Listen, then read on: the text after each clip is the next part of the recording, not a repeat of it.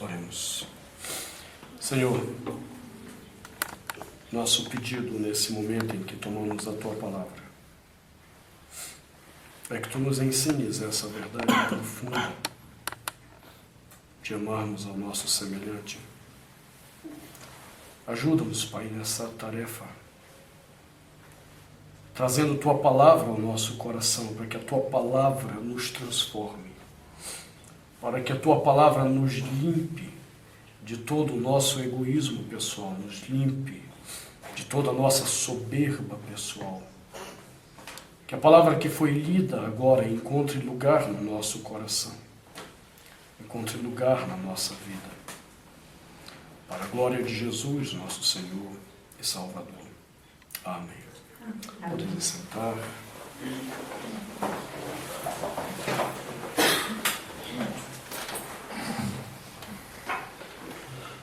Em quem nos espelhamos nos momentos das nossas dificuldades, a quem nós recorremos e com quem nós nos relacionamos nessas horas. Essa é a grande questão de Tiago que nós temos examinado e que tem nos perturbado nessas últimas quartas-feiras que temos meditado nesse texto, porque Tiago vem falando a partir do capítulo 2 sobre esse depósito da nossa fé. Quando nós estamos cercados de lutas, a quem nós recorremos? E parece que o que era óbvio para os irmãos quando Tiago está escrevendo era que se recorresse àqueles que tinham condições financeiras boas, como se o socorro pudesse vir deles, e como se o socorro fosse verdadeiro neles. E isso à base de oferecer-lhes lugares de honra, lugares de posição, enquanto aqueles que teoricamente não têm nada a nos dar, nós desprezávamos ou eram desprezados naquela igreja para onde Tiago estava escrevendo, colocados nos últimos lugares como se não fossem nada. E nós temos olhado essa inquietação de Tiago porque é uma perturbação para cada um de nós, numa sociedade cada vez mais capitalista, numa sociedade cada vez mais consumista, onde nós aprendemos a nos espelhar naqueles que supostamente têm sucesso na sua vida profissional e financeira, e nos esquecemos que a nossa fé, ela não está regulada nessas pessoas, ela não se ancora nessas pessoas, mas ela está totalmente ancorada em Cristo Jesus. E no Cristo que se revela muitas e muitas vezes através de pessoas simples, que vem em nosso socorro através de pessoas simples. Então Tiago tem feito essa advertência que temos observado, e não é uma advertência fácil, tanto é que nós já estamos aí, eu acho que na sexta semana, sétima semana, só observando essa advertência dele. E nós chegamos então ao versículo 8. Depois de arguir duramente contra essa conduta pecaminosa de fazer acepção de pessoas, de acharmos que pessoas que estão em posições melhores são pessoas que podem nos ajudar ou nos ancorar nas nossas lutas, Tiago começa a ponderar uma terceira linha de raciocínio. Ele diz no versículo 8: se vós, contudo, observais a lei régia segundo a Escritura, amarás o teu próximo como a ti mesmo, fazeis bem. E nós paramos nossa última meditação aqui. O que Deus espera de nós, nos momentos das nossas lutas, é que saibamos amar todas as pessoas, de forma indistinta, com o mesmo coração, com a mesma grandeza. E ele diz, se eu entendo isso, eu faço bem. E nós observamos então mais uma questão que ele havia dito. Se todavia fazeis acepção de pessoas, cometeis pecado. O problema para Tiago é, quando eu faço separação de pessoas no meu relacionamento, não importa o que eu esteja passando, quando eu começo a achar que eu devo me relacionar com fulano, cicrano ou beltrano e não com os outros, eu estou caindo em pecado. E nós vimos a seriedade disso na última meditação. Só que eu disse para os irmãos no final daquela pregação o seguinte: se você acha que esse é o maior problema, não é esse o maior problema. Observe agora o que Tiago vai dizer, e é o ponto de continuação dessa nossa meditação. Ele diz que se nós fazemos acepção de pessoas, cometemos pecado, sendo arguídos pela lei como transgressores. Observe, não é apenas o ato de fazer acepção de pessoas que me torna culpável diante de Deus. É o fato de quebrar a lei como um todo. E aí eu passo a ser acusado aos olhos de Deus como um transgressor, não de uma lei, mas o transgressor de toda a lei. Aí o negócio complicou. Porque esse tipo de pecado não é aquele pecado que Deus vai olhar para a minha cara e vai dizer: por que você fez acepção daquela pessoa? Deus vai olhar para a minha cara e vai dizer: por que você quebrou toda a lei nessa atitude? E esse é um problema sério. Porque o que Tiago vai nos fazer enxergar é que a lei de Deus, quando trata de Deus e do nosso semelhante, ela é orgânica. Ela não é uma lei separada por pontinhos. Ela é uma lei que converge nesses dois âmbitos: amor a Deus e amor ao próximo. E qualquer coisa que eu quebre nesse sentido é a quebra de toda a lei. Observe que ele vai colocar isso de uma forma muito clara agora ao dizer: pois qualquer que guarda toda a lei, mas tropeça em um só ponto, se torna culpado de todos. Culpado de todos.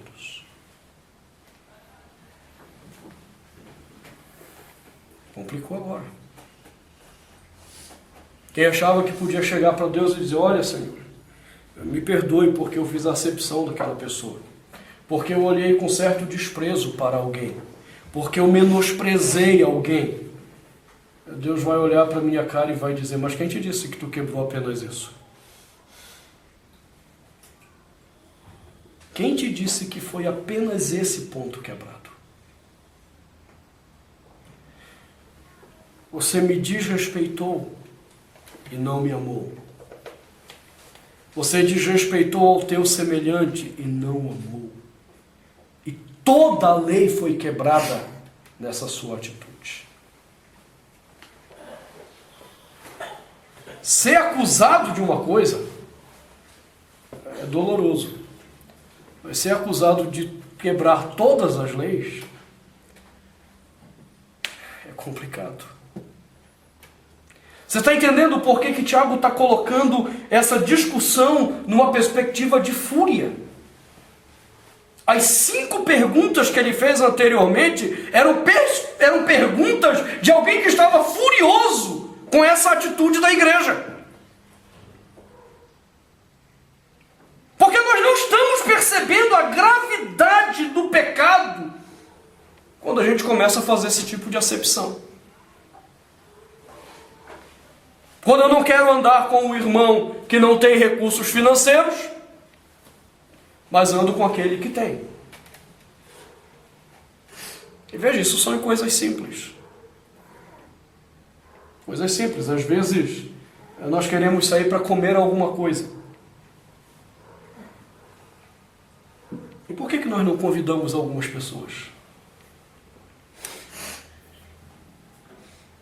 Porque eles não podem pagar. Mas Deus me deu condições de pagar para ele. E aí o que é mais importante, o meu dinheiro ou a companhia daquela pessoa? É óbvio que é o meu dinheiro, não é a companhia da pessoa. Até porque talvez seja irrelevante ela estar comigo naquele momento. Nós às vezes pensamos assim, julgamos assim. E não percebemos que nessas pequenas coisas nós estamos fazendo acepção. Estamos fazendo acepção. E nisso nós estamos quebrando ponto a ponto a lei de Deus. Entenda, qual é a grande questão que está em Tiago quando ele diz que eu consigo quebrar toda a lei num único ponto? Quando ele está falando da lei, ele está pensando basicamente nos 10 mandamentos. Por que nós sabemos isso? Porque ele usa a expressão amará o teu próximo como a ti mesmo, e em seguida, no versículo 11, ele dá exemplos que são extraídos dos 10 mandamentos. Não adulterarás, não matarás. Ele tem em mente esses 10 mandamentos. E são esses 10 mandamentos que me ensinam duas coisas importantes. Primeiro, como Deus se sente amado por nós.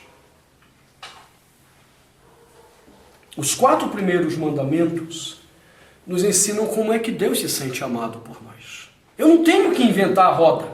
Eu não tenho que querer dizer para Deus, olha, tu vai ser amado assim se tu quiser. Se tu não quiser, procura outro. Não, eu não posso dizer isso para Deus. Ele já disse, eu sou amado quando você não tem outro Deus diante de mim. Quando você não faz imagem de escultura para cultuar. Quando você não toma o meu santo nome em vão. E quando você separa o dia do descanso para o santificar a mim. Eu sou amado assim. Sabe quais são as implicações disso? Amar o teu próximo. Porque quando você separar o dia para santificar a mim, você então vai dedicar todas essas coisas ao teu semelhante. E então vem 6 mandamentos que nos ensinam o que significa amar o nosso próximo. Honrar pai e mãe, não matar, não adulterar, não dizer falso testemunho. Fugiu aqui agora. Não cobiçar. Esses mandamentos nos ensinam como amar o semelhante. Joia. De onde saíram esses mandamentos? Da ordem de amar a Deus. Quebre um, e você faz efeito dominó em toda a lei.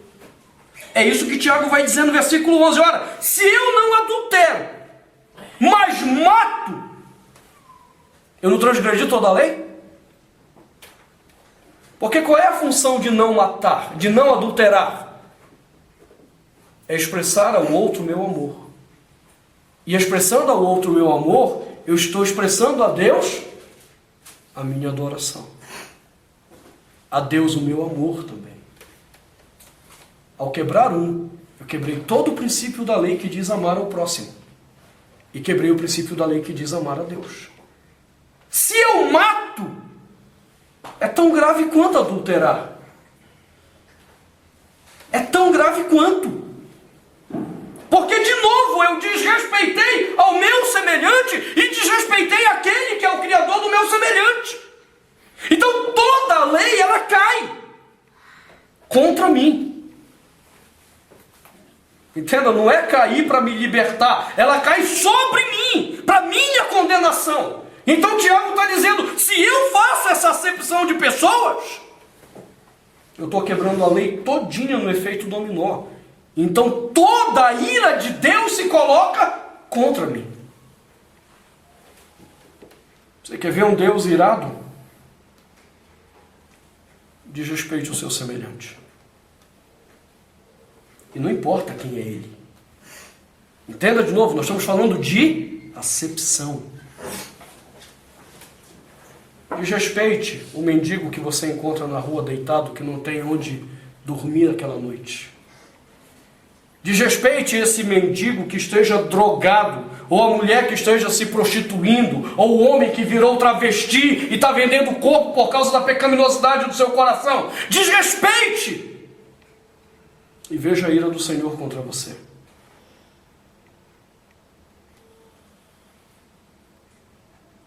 Uma coisa é nós condenarmos a vida que estão levando. E isso, condenar, significa não concordar. O problema é que tem gente que acha que condenar a vida que está levando é jogar uma sentença de maldição e de acepção dessa pessoa. Isso então nos impede de ações verdadeiras de amor pelo semelhante. E nós não percebemos como nós estamos quebrando toda a lei. Alguns fazem isso de forma proposital por causa da soberba do coração, que acha que os melhores são os que têm sucesso e não os supostos fracassados da nossa história. Deus tem nos ensinado muita coisa através de homens fracassados. A Bíblia diz que nós temos perdido a oportunidade de termos encontros verdadeiros com anjos de Deus por causa desses nossos preconceitos tolos. Outras vezes nós fazemos isso pelo preconceito do coração, não é nem tanto pela maldade, mas pelo medo. Pelo medo. E aí a gente fica refém dessa pecaminosidade da acepção. Essa semana que eu estava viajando, quando eu cheguei em Recife, eu tive que passar a viagem toda de Recife a Tabira me penitenciando. Nós descemos no aeroporto e fomos almoçar. E uma cena me chamou a atenção. Eu vi um rapaz com uma camisa do esporte, até uma camisa bonita que parece com a do Flamengo, né? Mas é porque parece com a do Flamengo, né? Porque é o esporte. E esse rapaz estava nitidamente transtornado. E ele estava chorando. E ele veio, sentou numa mesa próxima à mesa que eu estava com a Josi. E eu olhava a cena, via aquele rapaz chorando. Meu coração começou a se inquietar, tentando entender o que estava acontecendo com ele. Mas ao mesmo tempo havia aquela outra inquietação. E se isso for um golpe? E se isso for alguma armação? E eu sei que eu fiquei naquele impasse, e aí? E eu via pessoas que trabalhavam no aeroporto se aproximar dele, eu comecei a entender que era alguma coisa que havia acontecido ali com ele. E que ele era conhecido. Mas o meu coração ficou relutante, ainda com aquele medo, por não conhecer. E aí eu tomei uma decisão pecaminosa no meu coração. Disse, não, eu vou ignorar isso aqui porque eu não sei o que é que pode ser isso aí não. E fui almoçar. E aquilo ficou me incomodando. E aí quando eu voltei a olhar, o rapaz não estava mais lá. Aí eu lhe perguntei para a Josi se ela tinha visto para onde ele tinha ido. Ela disse não. E aí eu comecei a procurar no aeroporto. Aquilo começou a me perturbar. Eu fiquei inquieto. Eu olhava para tudo que é lado. E Josi disse, ok, nós estamos com tempo. Se você quiser procurar, pode procurar. Mas eu não encontrei mais aquele rapaz. Você entende o que é que eu fiz?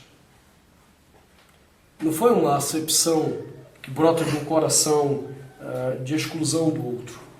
Mas por causa do medo de alguma situação, eu preferia excluir. E aquilo me pesou muito ao coração. Quando eu entrei no ônibus, a única coisa que eu pude fazer com lágrimas foi fazer uma oração por ele, dizer, Senhor, me perdoe. Porque talvez eu pudesse ter feito algo por esse rapaz. Talvez eu não pudesse ter resolvido o problema dele. Mas talvez eu pudesse ajudá-lo. Mas o meu medo, a preocupação comigo mesmo, me impediu de fazer algo que glorificasse o Senhor. Então a única coisa que eu posso fazer agora aqui é orar por ele, é pedir que o Senhor o encontre onde está. que o Senhor o visite e coloque alguém que não tenha o medo que eu tive para ajudá-lo. Você entende? Então, nessa atitude, a lei foi quebrada.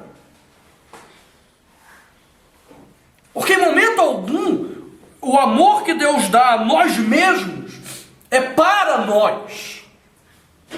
O amor que Deus coloca no nosso coração por nós mesmos, ele não é introjetivo. Ele é extrojetivo. Ele se projeta para o outro, ele se projeta para Deus. E quando eu coloco para mim mesmo, na direção de mim mesmo, isso é pecado. Quando eu coloco como proteção de mim mesmo, é pecado.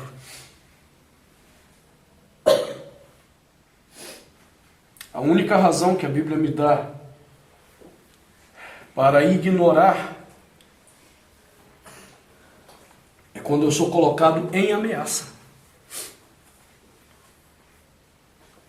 Que aí a palavra de Deus diz que se a minha vida estiver em ameaça e eu matar aquele que me ameaça, de tirar a minha vida, entenda, ameaça nesse sentido. Então a Bíblia diz, eu não sou acusado de pecado aos olhos de Deus. Mas eu não estava sendo ameaçado de nada. Era uma ameaça do meu coração corrupto para mim mesmo, julgando aquele rapaz. E é assim que nós fazemos muitas das vezes. Então nós estamos quebrando a lei que é orgânica. E fazemos acepção dessas formas. Perceba, é difícil. Por quê? Porque nós somos egoístas mesmo. Porque nós somos mesquinhos mesmo. Em pequenas coisas.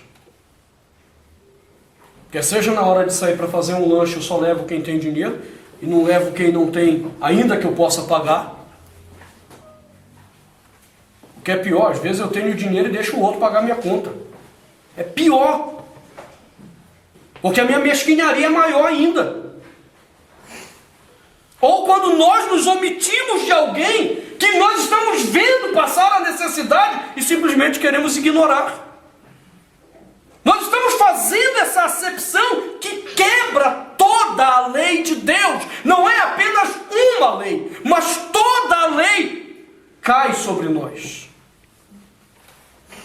Então, diante disso, Tiago diz, ora, versículo 11, se tu não adulteras, porém matas, vens a ser transgressor da lei. O que é que nós esperamos, biblicamente, diz Tiago? Falai de tal maneira, e de tal maneira procedei, como aqueles que hão de ser julgados pela lei da liberdade. Qual é o nosso problema, às vezes, com a acepção de pessoas? Não é não saber.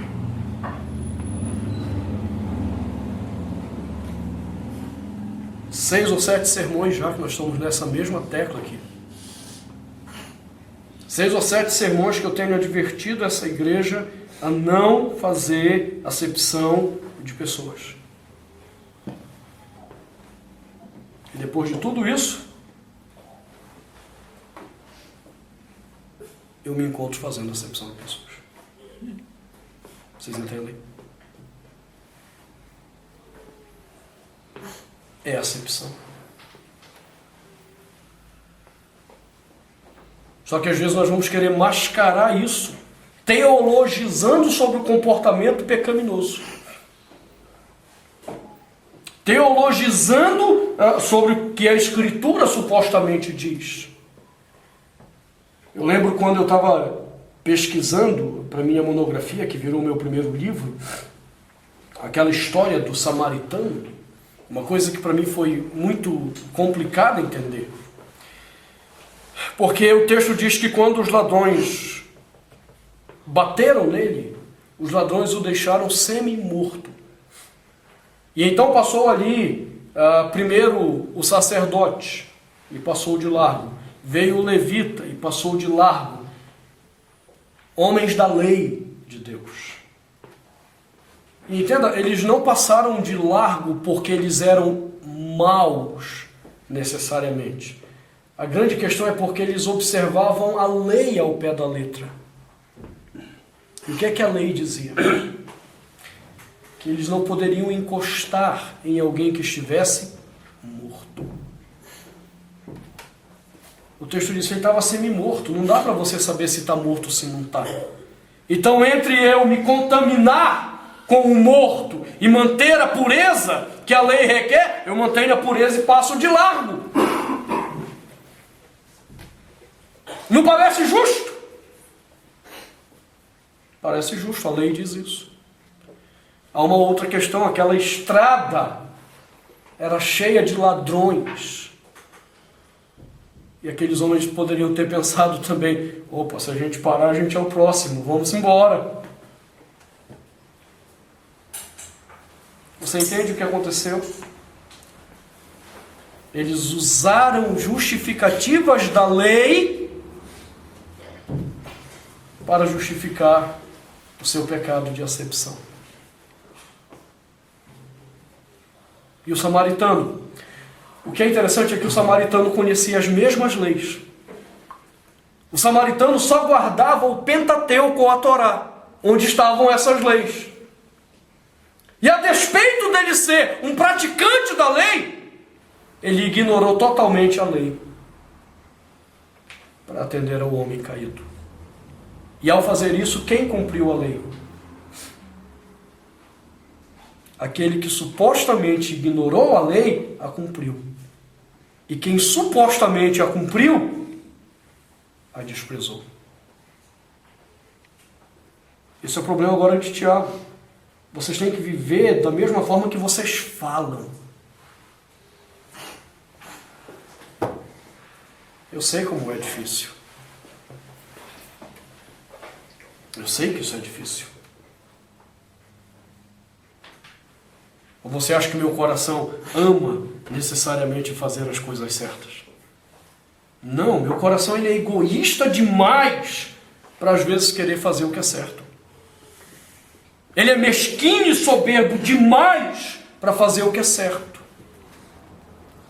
Mas a palavra de Deus não nos dá alternativa. Se você fala, viva. Se você ensina, pratique. E não tem, mas eu não quero saber se você não quer. Faça o que é certo. Não é seu coração que tem que dizer para você o que é certo. Quem diz para mim o que é certo é a palavra de Deus. E o meu coração que tome vergonha na cara e se arrependa. E é assim que funciona. Só que a gente dá muito ouvido para o coração da gente. E por causa disso nós temos desonrado a Deus. Na nossa atitude, na maneira de vivermos, de nos relacionarmos. Coração pecaminoso nosso. Então o Tiago diz, você quer fazer certo? Pratique aquilo que você fala. Porque você vai ser julgado pela lei da liberdade. Essa expressão dele é muito interessante. A lei da liberdade é a lei que me abre para Deus e o meu semelhante. É a lei que me liberta de mim mesmo para me projetar em Deus e no meu semelhante. Não é a lei que reforça o que eu sou, reforça o que eu tenho. A lei de Deus, ela me livra de mim mesmo. E quem é que vai me julgar? É essa lei da liberdade. A liberdade de agir corretamente. E nós temos perdido essa oportunidade. Porque a lei de Deus, ela é perfeita para que o homem seja livre e não escravo. Mas quando ele é livre de si mesmo, a fim de poder viver para Deus e o seu próximo. A lei, ela me confronta na minha pecaminosidade para que eu então seja livre. Por que você acha que Jesus cumpriu a lei perfeitamente? Tinha alguma outra forma de sermos livres, se não fosse pela obediência plena da lei? Não.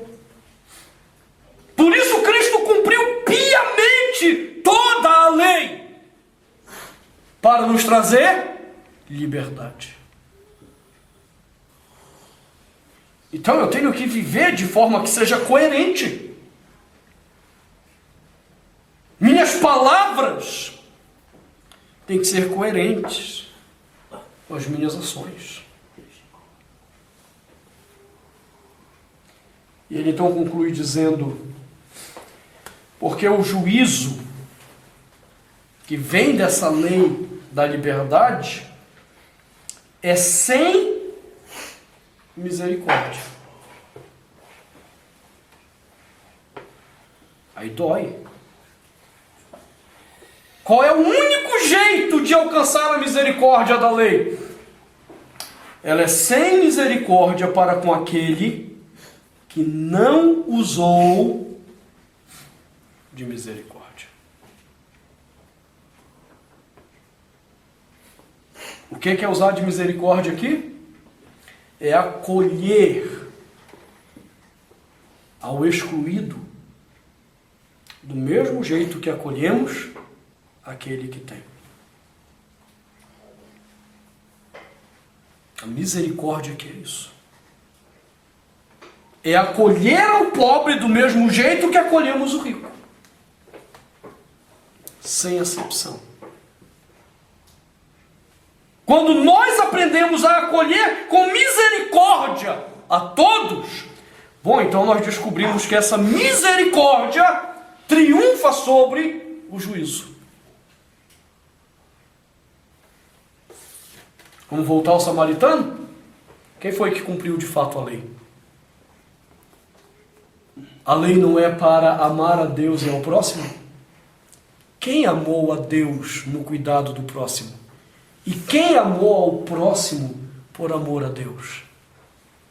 Não foram os homens da lei que observaram a lei. Siga rigorosamente a lei, sem misericórdia, sem entender que a lei está ao serviço do amar a Deus e ao meu semelhante. Siga a lei ao pé da letra, arrisca. E você vai ser julgado sem nenhuma misericórdia da parte de Deus. Ah, é lei pela lei? Joia, e você achou que você cumpriu toda a lei. Muito bem, rapaz, deixa eu te mostrar o tanto de vezes que você quebrou a lei. Você viveu alguma misericórdia? Não. Você foi legalista? Joia, vá para o inferno. Porque não existe misericórdia para legalistas. Quantas vezes você usou a lei para honrar o Senhor e amar o teu semelhante? Quantas vezes a lei da liberdade te libertou de ti mesmo para o outro? Bom, você sabe isso todas as vezes que você aprendeu a usar de misericórdia com alguém. Todas as vezes você foi misericordioso. Aí essa lei, diante de Deus, chegará: olha, Senhor, eu não cumpri toda a lei. Eu pequei várias vezes. Mas você aprendeu a ser misericordioso com o teu próximo. Então a misericórdia vai triunfar sobre o juízo. Você entende por que nós não podemos fazer acepção de pessoas? Irmão, isso é muito grave. Isso é muito grave. Ainda que culturalmente nós recebamos essa instrução, nós estamos vivendo aí dias em que tem me preocupado algumas questões sobre esse nosso relacionamento com o mundo.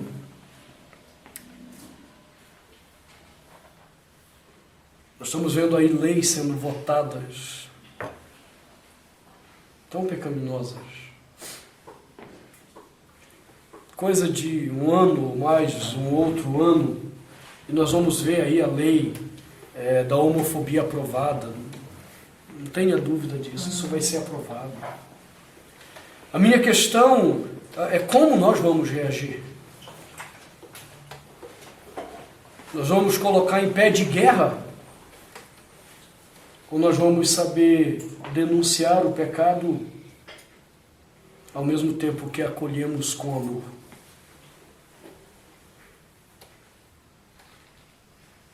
A nossa cultura nos ensina o contrário. Vira e mexe a gente brincando mesmo, a gente usa expressões pecaminosas que expressam essa nossa acepção. Do tipo, lá vai o gayzinho, o boiola, a sapatão. A gente usa expressões desse tipo em brincadeiras que mostram como isso está dentro de nós. O problema é que às vezes isso não é apenas brincadeira. Significa exclusão do outro. Exclusão do outro. E é aqui que a gente tem que tomar cuidado, porque não importa quem seja. A acepção ela é pecaminosa e um pecado muito grave, porque ela faz com que toda a lei caia contra nós.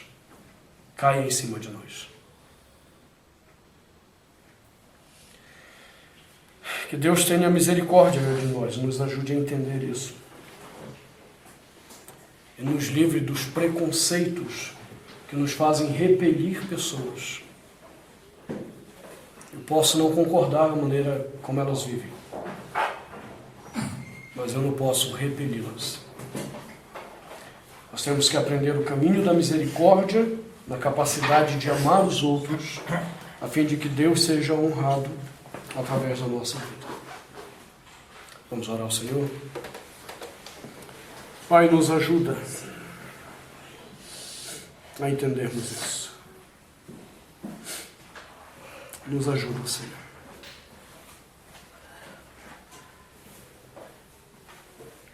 Que as nossas brincadeiras maldosas possam um dia ser eliminadas do nosso vocabulário e do nosso coração. Mas enquanto essas brincadeiras maldosas permeiam nossa mente e coração, nos livra, pelo menos, do comportamento pecaminoso. Que saibamos acolher ao nosso semelhante. Que saibamos amá-lo.